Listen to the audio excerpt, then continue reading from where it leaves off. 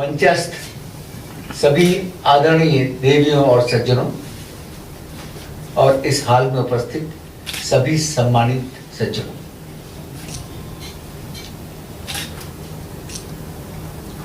मैं बहुत ज्यादा समय न लेते हुए राष्ट्रीय समग्र विकास संघ के जो 4 या 5 एजेंडा हैं, जाति व वर्गों की जनसंख्या के अनुपात में प्रतिनिधित्व, सरकारी खर्चे पर भ्रष्टाचार मुक्त समग्र चुनाव, निःशुल्क समान स्तरीय एक रूप अनिवार्य शिक्षा और प्रत्येक परिवार के कम से कम एक व्यक्ति को रोजगार में भागीदारी और समाज के सभी सदस्यों को सरकार द्वारा निःशुल्क स्वास्थ्य सेवा। ये आज हमारे देश को आजाद हुए 75 वर्ष हो गए और आज 75 वर्ष के पश्चात भी नोबेल पुरस्कार विजेता अमर्त्य सेन का सुझाया हुआ ह्यूमन डेवलपमेंट इंडेक्स का जो फार्मूला है उसके 3 सूत्र हैं कि एक तो स्कूल ड्रॉप आउट रेट बच्चों का, दूसरा लाइफ एक्सपेक्टेंसी, तीसरा परिवार का राष्ट्रीय इनकम में योगदान। अगर इन तीनों सूचकांक पे हम देखें तो भारत जनसंख्या का दूसरे नंबर का देश होते हुए भी भारत में दुनिया में देशों की जनसंख्या 197 है। जनसंख्या के मामले में वो दूसरे नंबर का देश है, लेकिन ह्यूमन डेवलपमेंट इंडेक्स के मामले में वो शर्मनाक 131 में स्थान पर है। और ये सब इसलिए हुआ है कि आजादी से लेके आज तक आप कभी भी ड्राइविंग सीट पे रहे नहीं। आप आज तक कभी ड्राइविंग सीट पे नहीं रहे। और इसी पे कुछ लोगों ने लाइनें लिखी हैं, तुम्हारे पांव के नीचे जमीन नहीं, पांव के नीचे जमीन नहीं, कमाल है कि इसका तुम्हें यकीन नहीं। मैं इन बेपनाह अंधेरों को सुबह कैसे कहूं, मैं इन बेपनाह अंधेरों को सुबह कैसे कहूं, मैं इन नजारों का अंधा तमाशबीन नहीं। मुल्क मशीन के 85% पुर्जे तेरे, फिर भी तो एक पुर्जा है, मशीन नहीं।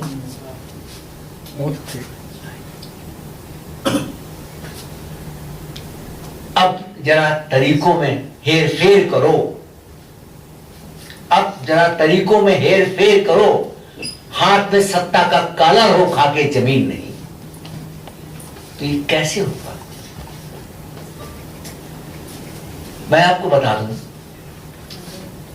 1950 में बाबा साहब ने हमको संविधान दिया और ये एक ऐसा दस्तावेज था जिसका अगर ईमानदारी से अमल किया गया होता तो आज ये भारत देश ह्यूमन डेवलपमेंट इंडेक्स पे दुनिया के टॉप 10 देशों की सूची में खड़ा होता। लेकिन ड्राइविंग सीट पे बैठने वाला सबसे ऊंचे पद पे, चाहे वो प्रधानमंत्री हो या राष्ट्रपति हो, जिस तरह वो भगवान राम की झूठी का कसम खाते हैं, उसी तरह ये संविधान की भी झूठी कसम खा के कुर्सी में बैठते रहे।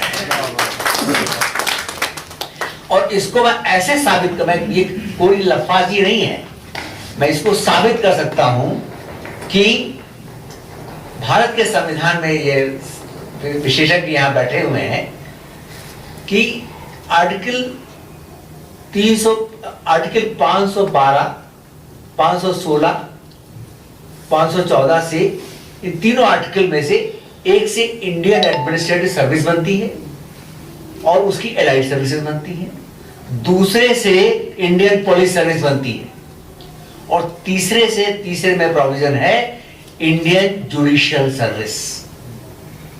और अगर ये प्रोविजन अभी तक लागू हुआ होता तो ये जो जुडिशरी बैठी हुई है यहां हमारी आबादी के अनुपात में सुप्रीम कोर्ट के जज यहां बैठे हुए दिखाई दे रहे होते। लेकिन ये प्रधानमंत्री और राष्ट्रपति संविधान को हाथ में लेकर झूठी कसम के खाने वाले, इन्होंने उसको आज तक लागू ही नहीं किया। और सिर्फ इसलिए नहीं किया क्योंकि अगर इसको कर देंगे तो आपका डेवलपमेंट हो जाएगा, भारत ऊंची ऊंचाई पे चढ़ जाएगा। तो वो ये कैसे होने देंगे? क्या कर रहे हैं हम? रास्ता क्या? तो मैं इस पे भी एक संस्मरण है भगवान बुद्ध से। एक बार उसने उनके शिष्य ने पूछा कि सफलता का रहस्य बताइए। भगवान बुद्ध ने कहा ऐसे नहीं बताऊंगा, आप सवेरे आइए 5:30 बजे मेरे पास और मेरे साथ चलिए। तो सवेरे 5:30 बजे भगवान बुद्ध ने उस शिष्य की उंगली पकड़ी और जंगल से बाहर निकले। नदी बह रही थी और उस शिष्य को लेके कहने मेरे साथ चलो। नदी में पानी घुटने तक आया, जांघ तक आया, कमर तक आया, पेट तक आया, सीने तक आया। और जब गर्दन तक पानी आ गया, भगवान बुद्ध थोड़ा लंबे थे, शिष्य ऊंचाई थोड़ा कम थी। तो भगवान बुद्ध ने उस शिष्य का बाल पकड़ा और एकदम से उसका सर पानी के नीचे कर दिया। अब वो शिष्य छटपटाने लगा। जब उसकी बिल्कुल नीला पड़ने लगा, उसकी सांस रुकने को हुई, तब भगवान बुद्ध ने उसको वापस ऊंचा कर लिया और वापस नदी के किनारे तक ले आए। तो भगवान बुद्ध ने पूछा अब आप पूछिए, आपका क्या सवाल है? पुलिस की सफलता का रहस्य। तो उन्होंने आपको एक बात का जवाब दो कि जब आपकी वो सर पानी के नीचे था और जब आप बिल्कुल छटपटा रहे थे, तब आपकी सबसे प्रबल इच्छा क्या थी? तो शिष्य ने कहा मेरी सबसे प्रबल इच्छा ये थी कि हमें चुल्लू भर सांस हवा मिल जाए, सांस लेने के लिए थोड़ी सी हवा मिल जाए। भगवान बुद्ध ने कहा यही है सफलता का रहस्य। जब उतनी ही प्रबल इच्छा से आप दुनिया की जो चीज की चाहत कर लोगे और प्रयास करोगे वो आपको हासिल हो जाएगी, कितना भी। और यही भगवान बुद्ध के संदेश में छिपा है सत्ता का रहस्य। और एक और बात कि आप सभी को मालूम होगा शायद कि प्रत्येक मनुष्य अपने ब्रेन का, प्रत्येक मनुष्य को दिमाग बहुत अथाह ताकत मिलती है और ये साइंटिफिक फैक्ट है कि उसका मात्र वो 10% हिस्सा ही उपयोग कर पाता है। और तो और इस सदी के महान वैज्ञानिक अल्बर्ट आइंस्टीन और थॉमस अल्वा एडिसन तक अपनी मानसिक क्षमता का मात्र 20% ही उपयोग कर पाए थे। बाकी सारी सुसुप्त अवस्था में थी, उन्होंने उसका इस्तेमाल ही नहीं किया। यही नहीं, अमेरिका का पहला करोड़पति बेंजामिन फ्रैंकलिन जब एक बार दिवालिया हो गया, उसके बाद कुछ नहीं बचा, तब उसने वापस देखा कि अरे हमारे पास तो इतनी शक्तियां हैं, हमने इसका उपयोग ही नहीं किया। और जब उसने उसका उपयोग करना शुरू कर दिया तो फिर से न सिर्फ करोड़पति बना पर एक दिन अमेरिका का राष्ट्रपति भी बन गया।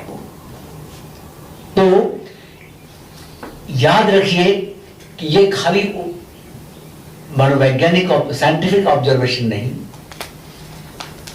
बल्कि 1857 के बाद जब ब्रिटिश इंडिया कंपनी ने यहाँ पे शासन लिया था, तो यहाँ का शासन चलाने के लिए लोगों की मानसिक क्षमता परखने के लिए उसने हंटर कमीशन का गठन किया था।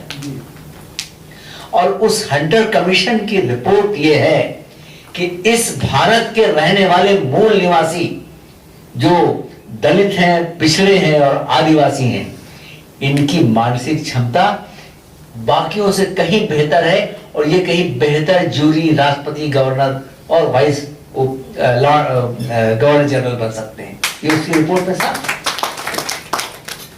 लेकिन भाई और बहनों, ये तब हो सकता है जब आप सब बाबा साहब के पद चिन्हों पर चल के आप आपसी मतभेद भुला के संगठित होकर सत्ता की चाबी अपने हाथ में ले लें।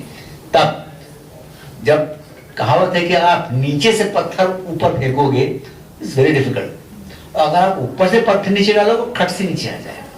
जब सत्ता की चाबी आपके पास होगी तो ये पांचों अपने आप हो जाएंगे, आप इसमें जरा भी समय नहीं लगेगा। और हम लोगों में प्रतिभा की कमी बिल्कुल नहीं है। नितिन भारती यहाँ बैठे हुए एक उदाहरण है। आप ध्यान रखिए, मैं आपसे एक चीज और कह के अपनी बात खत्म करता हूं कि भगवान बुद्ध से एक बार एक और शिष्य आया, कहने लगा मुझे आप कुछ ज्ञान दीजिए। तो उन्होंने कहा कि अच्छा ठीक है, मैं ये लाल पत्थर दे रहा हूं आपको और इसको ले जाओ और अलग अलग व्यक्तियों से अलग अलग इसको वैल्यू कराइए आप, लेकिन बेचना नहीं। तो वो शिष्य उस पत्थर को लेके जंगल के बाहर गांव था, गांव पे जब गया तो एक किसान था, वो अमरूद बेच रहा था किनारे। तो उसने उस पत्थर को दिखाया और बोले इस पत्थर का आप कितना दाम दे सकते हो। तो अमरूद बेचने वाला अनपढ़ आदमी, उसने पत्थर को उलट पलट देखा, चमकदार था। बोले हम आपको ये अमरूद की ढेरी दे सकते हैं, यही है हमारे पास बस। तो उसको लेके बेचा है आगे ग्रेन मार्केट थी, तो वहां पे गेहूं का ढेर था, गेहूं की बोरियां थी। ओ बोला कि साहब ये पत्थर है हमारे पास, इसका आप कितना दे सकते हैं। देखा उसने, बोले हम इसके लिए जो हमारी बैलगाड़ी में जितना गेहूं लगा है हम सब दे सकते हैं, आप उसको दे दीजिए। Press the bell icon on the YouTube app and never miss another update.